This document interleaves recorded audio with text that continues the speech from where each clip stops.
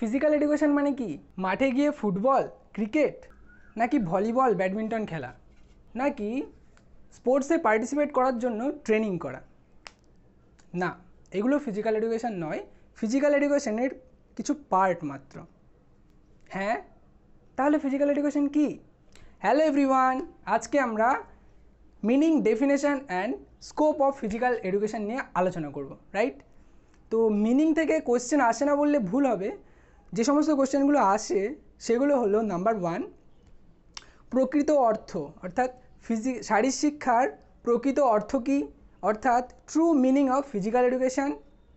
Number 2, শারীরশিক্ষার ভ্রান্ত ধারণাগুলি কী কী, অর্থাৎ misconcept of physical education. And number 3, শারীরশিক্ষার প্রকৃতি ও পরিধি। তো ফিজিক্যাল এডুকেশনের মিনিং সম্পর্কে জানার আগে আমরা একটু এর ভ্রান্ত ধারণা সম্পর্কে জেনে নেব। তোমরা বোঝার সুবিধার জন্য গল্পের আকারে মনে রাখতে পারো যে অতীতকালে সাধারণ শিক্ষা বলতে যেরকমভাবে শিক্ষকের কাছ থেকে পুঁথিগত জ্ঞান অর্জনকে বোঝানো হতো, এটাও একটা মিসকনসেপ্ট।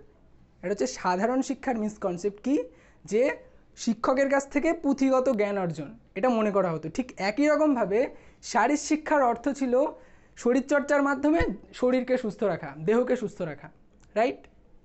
আর এই শারীরিক সুস্থতা বিধানের লক্ষ্যেই বিদ্যালয়ে শারীরশিক্ষা যুক্ত হয়েছিল বা শুরু হয়েছিল, রাইট?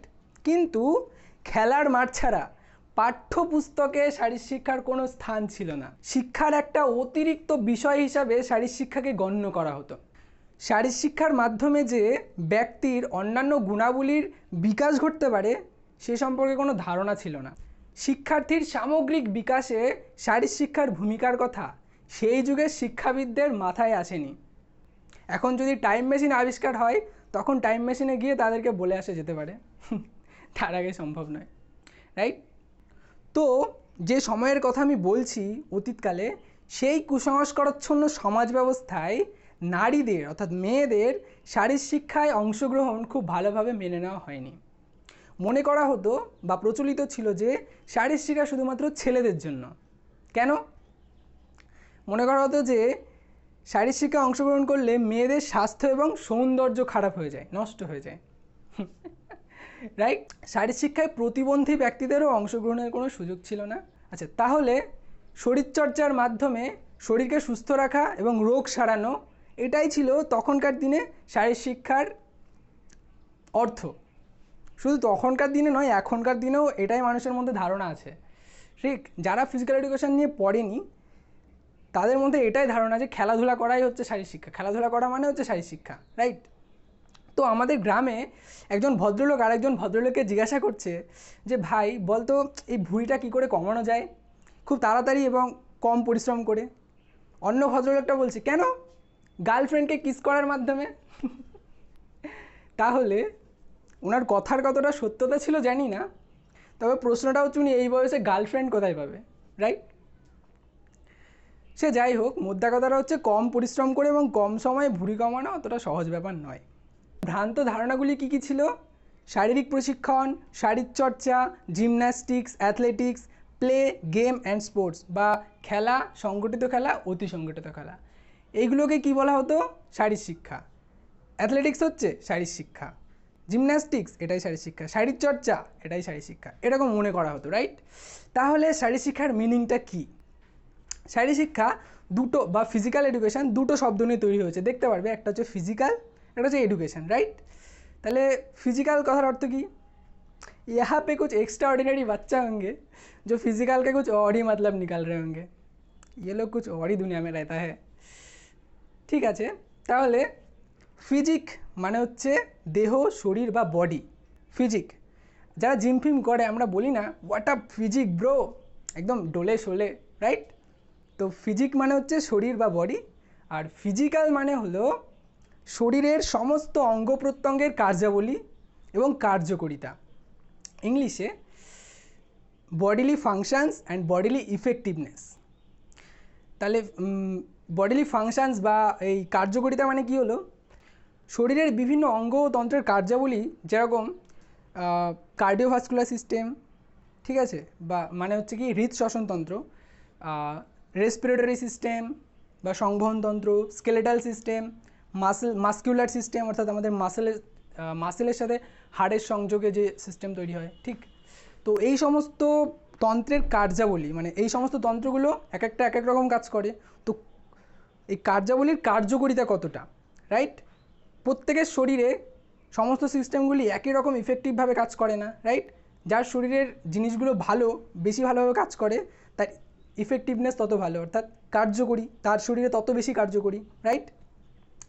যেমন আমাদের ফুসফুস যত বেশি পরিমাণে অক্সিজেনকে স্টোর করতে পারবে, আমাদের হৃৎপিণ্ড বা হার্ট সমস্ত শরীরে তত বেশি পরিমাণে অক্সিজেন যুক্ত রক্তকে পাঠিয়ে দিতে পারবে, প্রেরণ করতে পারবে, রাইট? আর মাইটোকন্ড্রিয়াকে বলবে, মাইটোকন্ড্রিয়া চাচা শক্তি তৈরি করো, কোনো চাপ নেই, আমি আছি, রাইট? তাহলে যার সক্ষমতা যত বেশি, অর্থাৎ শরীরের এই সমস্ত সক্ষমতা যত বেশি, সে বেশি পরিমাণে কাজ করতে পারবে, মোটিভেট থাকবে, কনফিডেন্ট থাকবে, রাইট? তাহলে ফিজিক্যাল কথার অর্থ আরও নির্দিষ্টভাবে বলতে গেলে বোঝা যাবে যে physical health, physical fitness and physical strength, right? এগুলোকে বলছে ফিজিক্যাল। আর এডুকেশন মানে হলো সিস্টেম্যাটিক ইনস্ট্রাকশন অ্যান্ড ট্রেনিং, মানে জ্ঞান লাভের একটি পদ্ধতিগত প্রক্রিয়া এবং ব্যক্তির সম্ভাবনার পরিপূর্ণ বিকাশ সাধনের অব্যাহত অনুশীলন। অব্যাহত অনুশীলন মানে কি, এই শিক্ষা কখনো শেষ হয়ে যায় না, জীবনব্যাপী চলতে থাকে, রাইট? এই শিক্ষা প্রক্রিয়া কোনো ব্যক্তির অন্তর্নিহিত গুণাবলীগুলিকে বিকাশ সাধনের জন্য উৎসাহিত করে এবং সমাজের একজন সুনাগরিক হিসাবে গড়ে তোলার জন্য যে সমস্ত সক্ষমতাগুলি দরকার বা প্রয়োজন, সেই সক্ষমতাগুলিকে বিকাশ সাধন করতে সাহায্য করে শিক্ষা প্রক্রিয়া। তাহলে এক কথায় বলা যায় শিক্ষা প্রক্রিয়া হলো দক্ষতা এবং জ্ঞান লাভ। দক্ষতা এবং জ্ঞান লাভই হলো শিক্ষা, রাইট? তাহলে ফিজিক্যাল এবং এডুকেশন শব্দ দুটিকে একসাথে জুড়ে দিলে যেটা দাঁড়ায় সেটা হলো all about development of an individual through the medium of physical activity, মানে শারীরিক ক্রিয়াকলাপের মাধ্যমে একজন ব্যক্তির সামগ্রিক বিকাশ, রাইট? এটা হচ্ছে ফিজিক্যাল এডুকেশন। তাহলে কোন কোন দিকের বিকাশ? শারীরিক, মানসিক, প্রাক্ষবিক মানে কি? ভালোবাসা, দুঃখ, যন্ত্রণা, রাগ, এই সমস্ত কিছুর মানে কন্ট্রোল করার সক্ষমতা, এটা হচ্ছে প্রাক্ষবিক দিকের বিকাশ। আর হচ্ছে সামাজিক বিকাশ। সামাজিক বিকাশটা কি?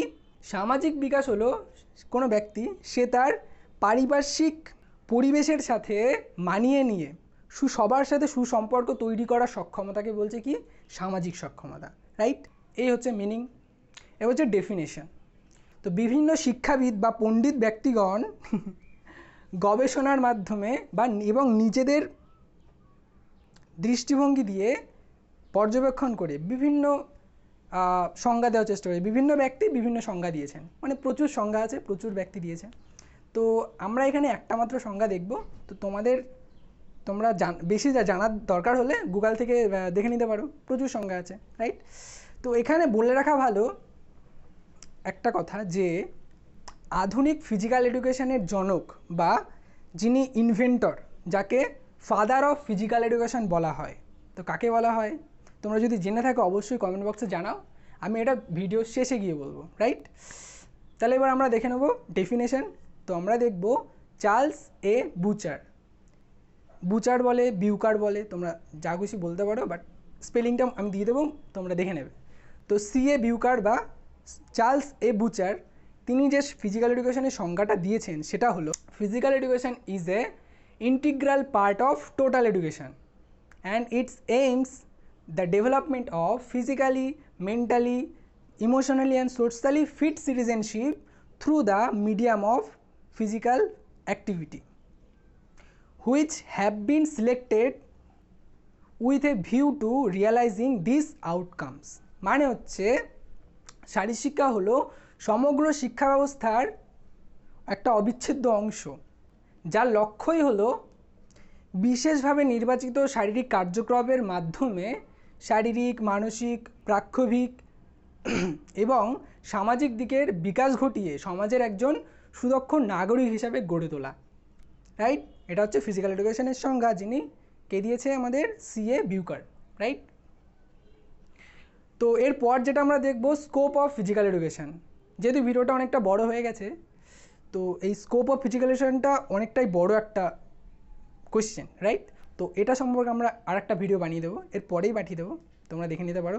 তো আমাদের যে কোয়েশ্চেনটা বাকি ছিল, অর্থাৎ ফাদার অফ ফিজিক্যাল এডুকেশন কাকে বলা হয়, সেটা হচ্ছে স্যার ফ্রেডরিক জন। আমি এখানে লিখে দিচ্ছি, তোমরা দেখে নাও। কাকে বলা হয়? ফ্রেডরিক জনকে।